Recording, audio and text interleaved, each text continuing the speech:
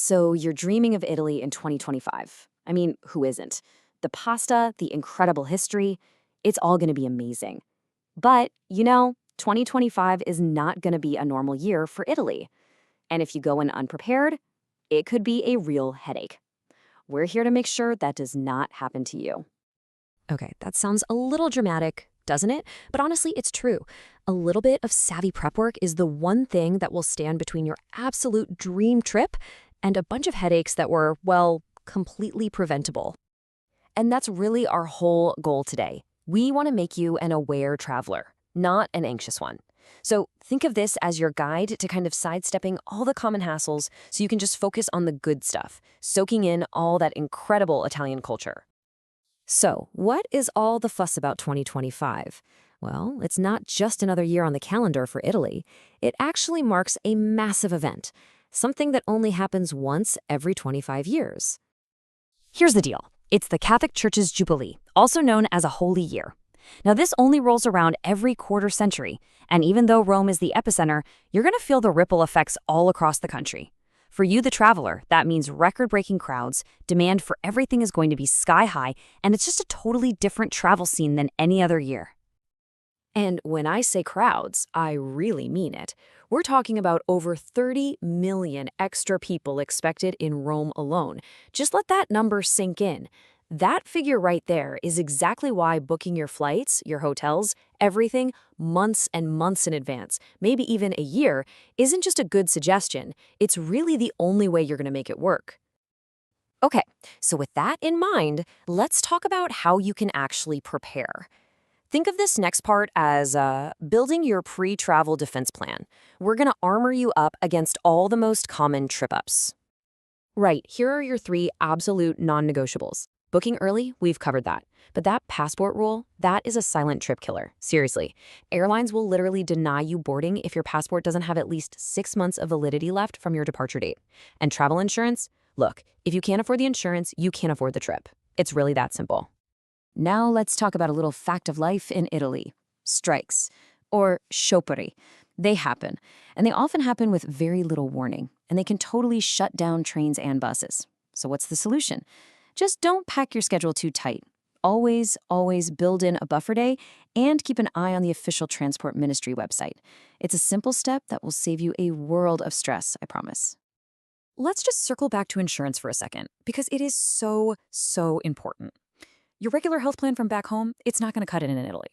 A good travel policy is your absolute safety net for everything, from a lost suitcase to a serious medical emergency.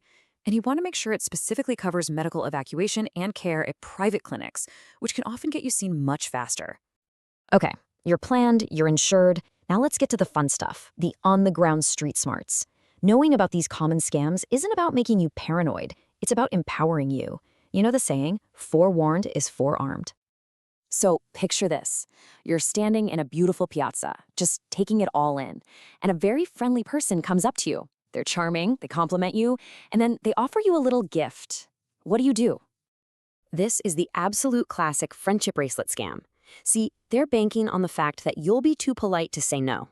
The second that bracelet is on your wrist, the friendly act disappears and they start demanding money. The best defense is a firm, simple, no grazie right from the start, and then just keep walking. Don't worry about being rude. Your safety is way more important.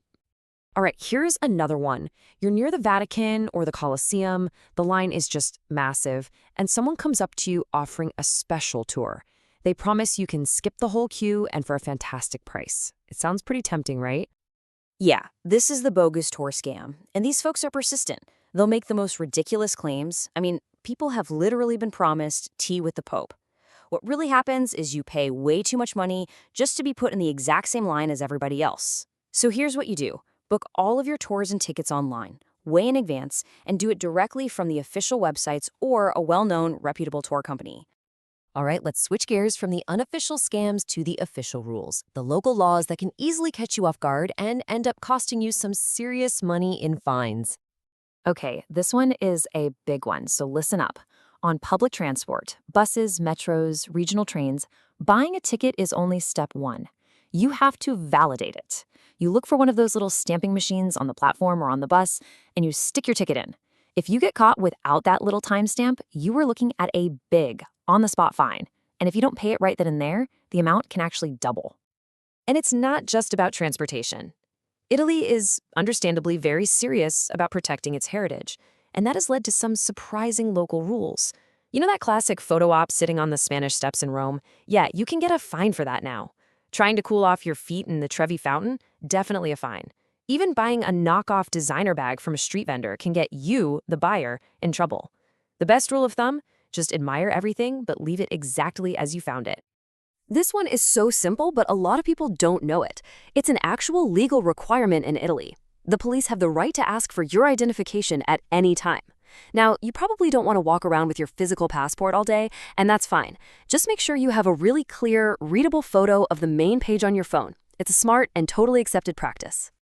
Okay, so you've dodged the scams, you're following the rules, but what if something unexpected happens anyway?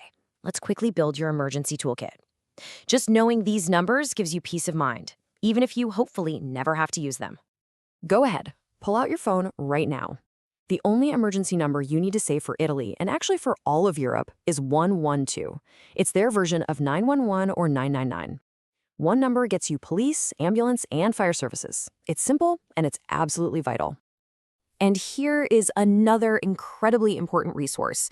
The number 1522 is a free 24/7 national helpline for anyone who is a survivor of gender-based violence or stalking. And what's crucial is that they have multilingual operators. So please just be aware that this number exists. It is an essential safety net. And just a quick note for our viewers from the UK. The GHIC or EHIC card. Yeah, it's great to have one. It gives you access to state-provided healthcare at the same cost as an Italian citizen. But please remember, it is not a substitute for real travel insurance. It won't cover things like private care, getting rescued off a mountain, or an emergency flight home. You know, this quote really just says it all. Your best travel tool isn't some fancy app or a new gadget. It's your own awareness. Just staying alert, being mindful of your surroundings, and having all this knowledge in your back pocket, that's what truly keeps you safe and savvy. So, there you have it. You're now equipped to handle the crowds and sidestep the common pitfalls of this very unique year in Italy. And this knowledge, it's not meant to scare you or restrict you. It's meant to free you. It gives you the confidence to look beyond just the main attractions. So the real question is, how are you going to balance seeing the icons with discovering your own hidden Italy?